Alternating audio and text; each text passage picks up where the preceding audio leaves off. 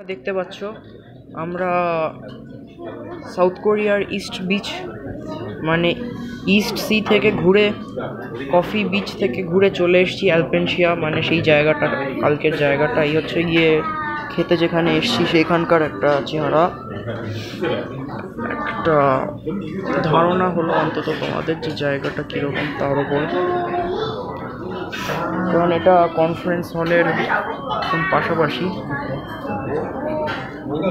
তো বিশেষ কিছু না, জাস্ট ফিরেছি, বেশিক্ষণও নয়। আর এখন আবার ঠান্ডাও পড়া শুরু করেছিল, যার জন্য জ্যাকেটটা পরেছি।